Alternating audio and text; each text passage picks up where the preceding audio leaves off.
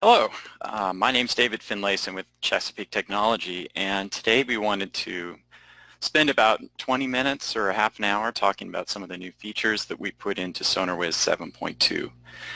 Now, we wanted to keep this short and simple, so I'm not going to go through in detail how to use all of these features, but we just wanted to highlight some of the new things that went into the product over the last couple of months, and give you an opportunity to see how they work. So let me, the biggest features that are user-facing in 7.2 are enhancements to the bathymetric waterfalls and contact reports. We've got a new 3D contact report type so that if you pick a contact off of a bathymetry target, you can make either conventional 2D reports, which you've always been able to do in SonarWiz, or we've got a new style that allows you to lay the point cloud over the top. And for some kinds of contacts, it's really good. We have a couple of new enhancements, little map decorations. We have a new color legend that shows up in the corner of the display. And this is a little bit nicer looking than the color window that we've been using for the last year or so. It doesn't take the color window away, it's just a decoration that you can use and leave on the screen. It doesn't take up as much space.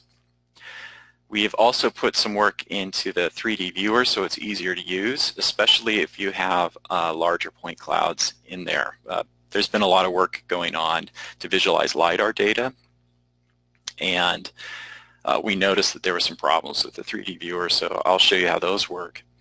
We've also done kind of improved our support for R2Sonic's TruePix format, which is it's a special type of multi-beam file format that has some characteristics similar to an interferometer. It has really high resolution data, but it still retains some beam angle information, so you get really nice imagery with beam angle information.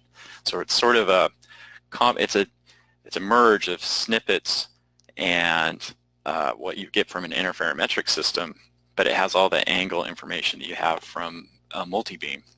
And this is a potential alternative to doing full water column work, so you only retain actual targeted information or data that has strong amplitudes.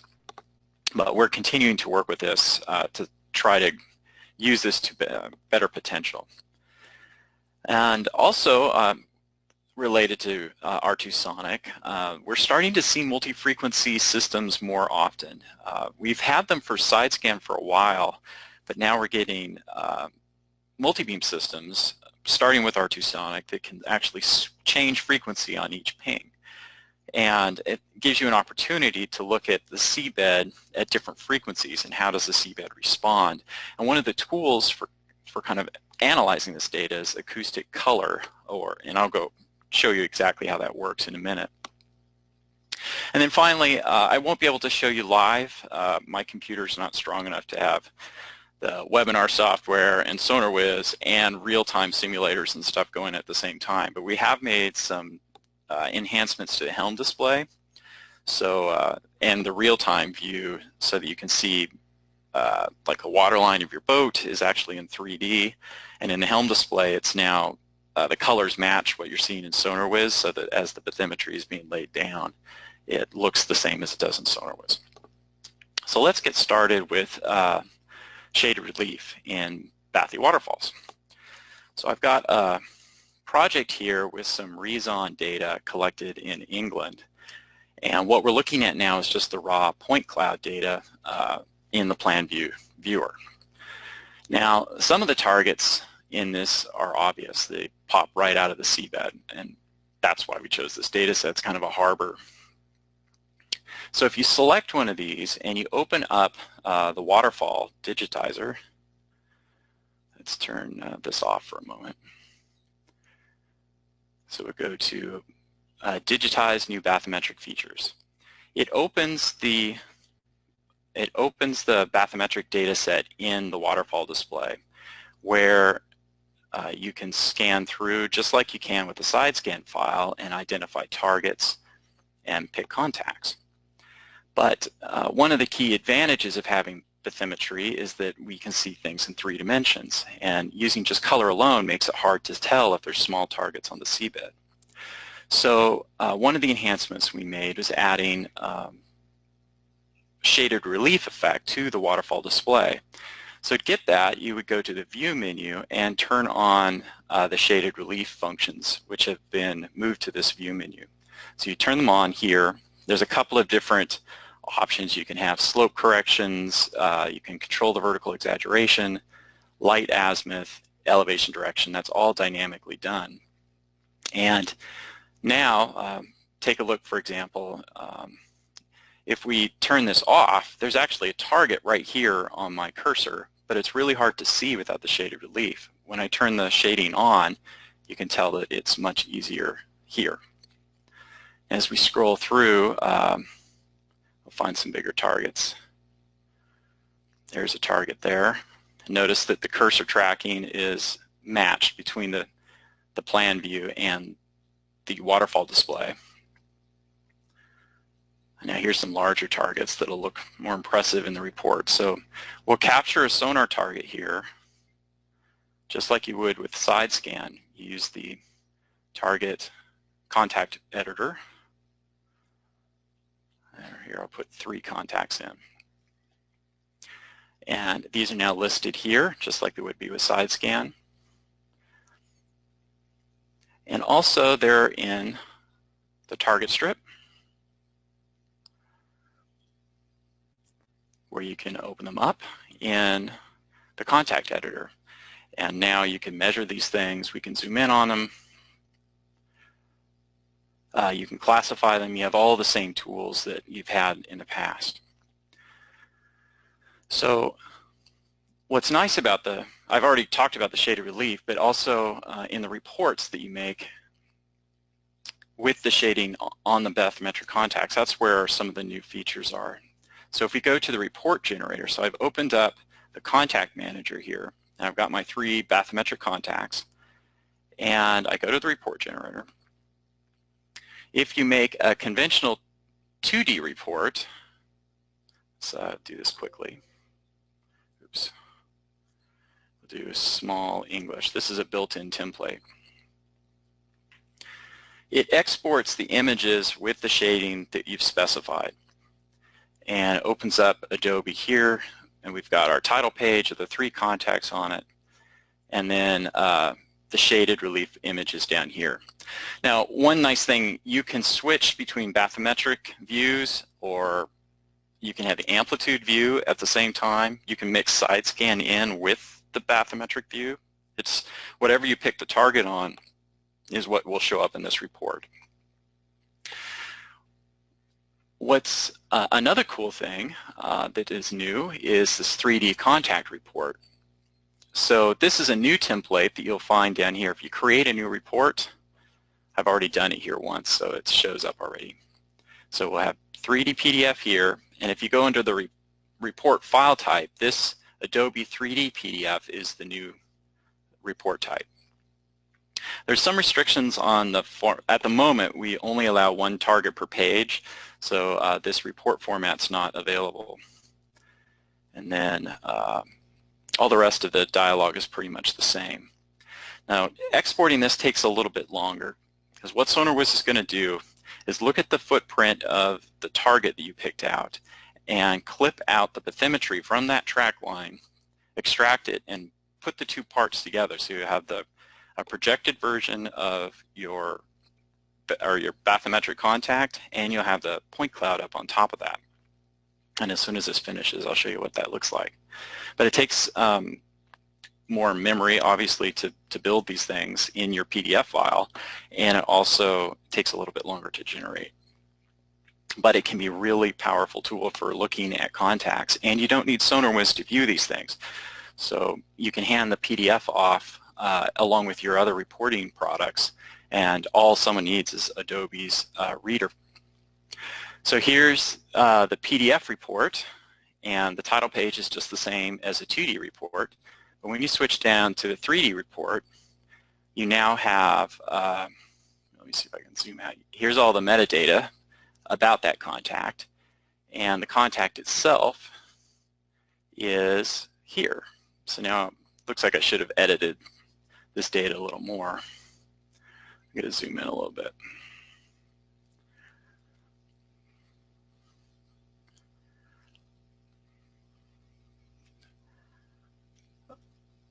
Oh, I'm showing my Adobe PDF page display.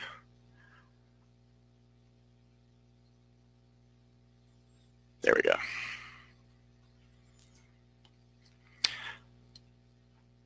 Now these controls up here,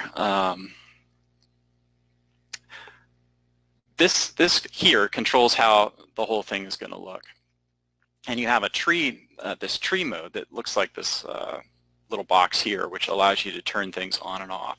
So, for example, if you want to turn those scale bars off here, we can turn the bounding box on and off, and we can turn the point cloud off and see the actual image. This is just the flat image that's underneath. It does show the shading.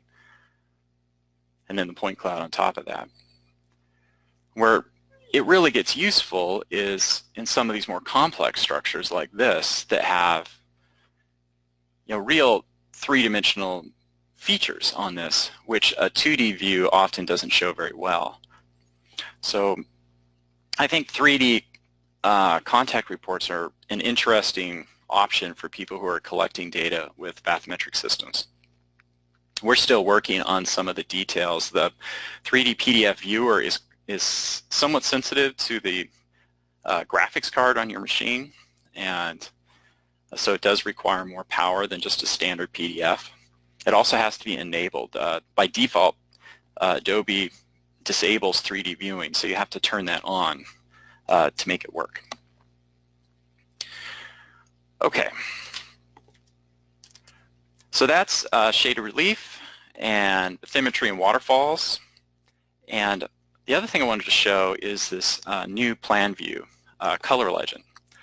So in previous versions of SonarWiz, if you wanted to see what your color ramp palette was, you had to open up the color window, and it occupied this entire window. It's a dockable window, and you can move it around, but it's not really a map decoration in the same sense that latitude graticule lines are, or the map view, or anything like that. So what we wanted was something that was smaller that you could leave on the screen, just like the other map directions. So if you go to View, or Map Decorations, if you go to View, in the same menu with the 2D map display group, you'll see the map scales here and the Latin long and the XY grid. This has always been here. But there's a new option called the color legend. And when you turn that on, it will, by default, show up here in the upper right-hand corner. And if you click on this with the right mouse button, you can select which of the data types you want the legend to represent. And it comes up with bathymetry because that's what I used last time. You can also change what what corner it's in. So it can be in different corners or whatever. And then you won't need to have this full color display open while you're, for example, collecting data. You can pan around and zoom in and make screenshots and everything, and this legend, it's a nice legend, will show up.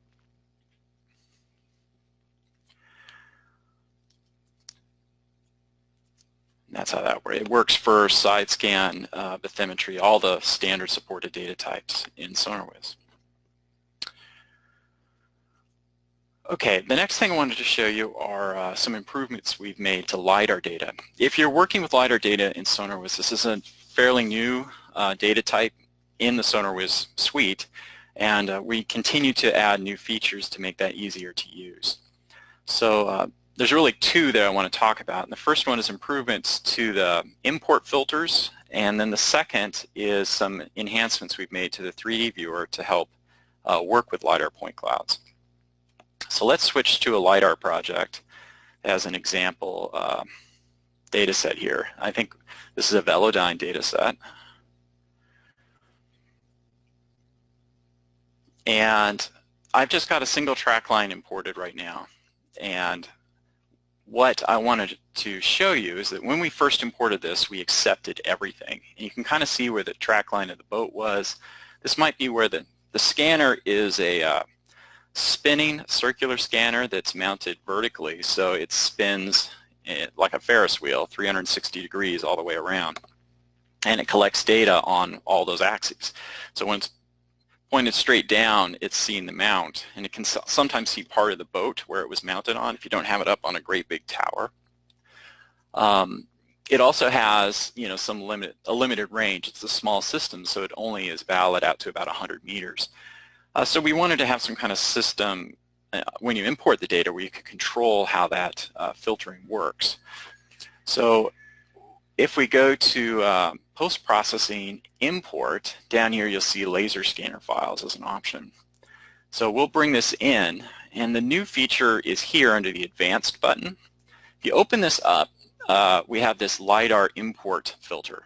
Now by default, it accepts everything. So that's the full 360 degrees out to 100 meters for this particular system.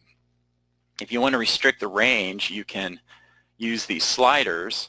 You can see now it started to open up. It's not going to accept anything closer than, say, 5 meters. And maybe we only want to go out to 75 meters. We don't trust the data beyond that. You can also set the angle that you want. So you can filter out, for example, some of that reflections off the seafloor or off the sea itself. And you can even filter by intensity as well. Then when you import this data, let's try that, we can kind of filter out some of this noise.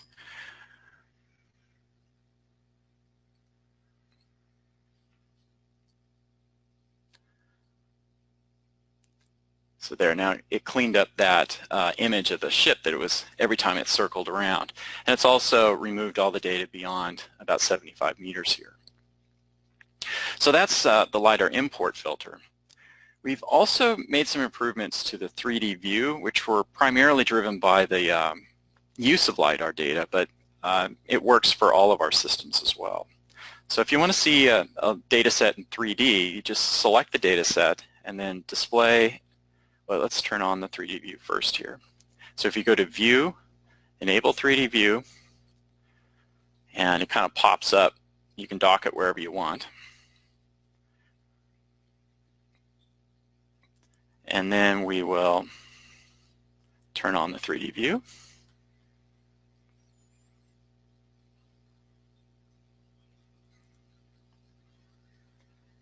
And now we've got the Lidar data here in the 3D viewer.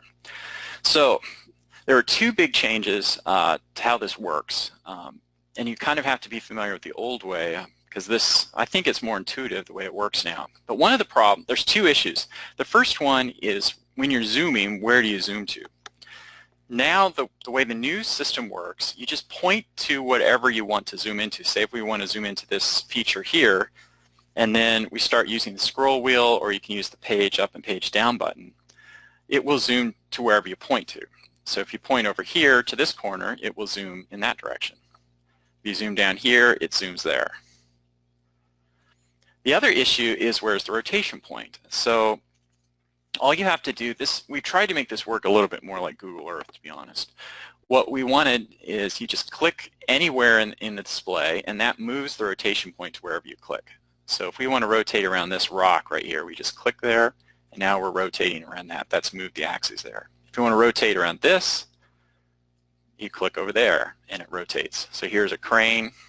We could rotate around that. Where this really helps is if you have like long, narrow surveys. For example, you surveyed a key wall or something like that, and you want to zoom in on a particular spot. That really makes it a lot easier to use. So that's the improvements to the 3D viewer. So this is a lot easier to use than it used to be. I've got some time to show you a couple of improvements to TruePix. So let me open this guy up.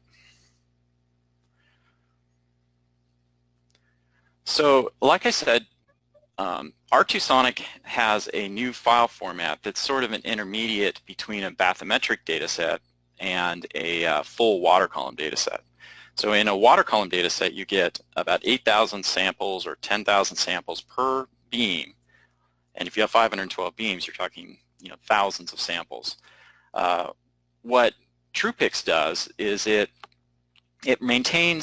still uses some filtering to just pick out individual targets in each beam, but unlike an interferometer, that's very similar to an interferometer, but unlike an interferometer, it still has all that beam angle information. So the first thing that we wanted to do is, it's really beautiful imagery, and so we wanted a way to show you what that looked like. So what you're looking at here is actual bathymetric amplitude data, but some customers really wanted to use our side scan engine for doing that, so we made it possible to import R2 Sonic files, these R2S files if you're recording them in HiPAC, as if they were side scan. So you click here, go to File Properties and R2 Sonic and make sure you're importing the TruePix data. And you can bring this in as a single side scan file. We're also working with being able to bring that data in as if it were bathymetry. And there's still some issues with the current version of SonarWiz limits you to only 5,000 samples per starboard and port side. So that would be 10,000 total, and that is only about half of what's in a typical R2 Sonic file, so we are working on that. But here we imported the same track line, so here's the line as bathymetry and backscatter, and now you've got it also as side scan. So you can, for example, go to the digitized features here. You can see it. There's all the data. There's water column data in this. So it's a very cool data set. It's similar to a side scan in that you have this full range of information, but you have accurate angles, so you know the angle or range to where those image pixels came from.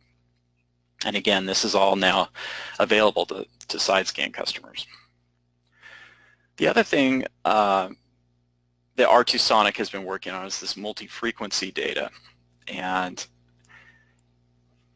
we've been putting tools into SonarWiz to help make multi-frequency work better. So what a multi-frequency multi-beam is doing is these newer systems can change frequency dynamically. So they can go as low as 100 kilohertz or maybe up to 500 kilohertz. And R2 Sonic has introduced a mode that would allow you to sweep. So each ping is a different frequency. And if you zoom into these things, you can actually tell. If we zoom into the actual point clouds here, I'm going to make these a little bigger so they show up better on the, let's go to view.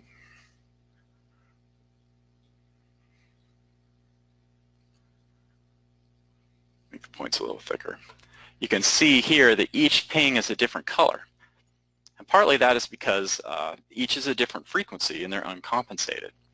So the first change that we made is we introduced a filter that allows you to filter out the frequency you want. The next thing we worked on was a way to visualize how these things change. So if we zoom out here, what I've done is I've taken this huge data set and I've plotted it by frequency. So the first one that we're looking at is a high frequency data set, and if we turn that off, you can see low frequency. So there's a 100 kilohertz and there's a 400 kilohertz. And what we've done is we've added you want to be able to visualize how this is actually changing, how the different frequencies are responding. And what we've got is a new tool under post-processing, this build acoustic color image. So what you take is a red grid, a green grid, and a blue grid. And in this case, we have a 100, 200, and 400 kilohertz. And we create a TIFF from that, which I've already done here.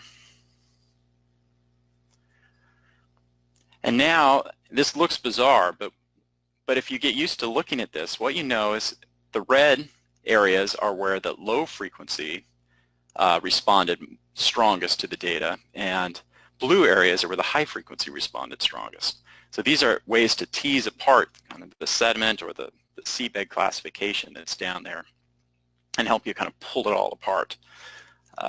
It's just a tool we're still working on, but it's available to people who are interested in seabed classification and visualization of different acoustic frequencies. Now the final couple of things, let's see, we talked about this.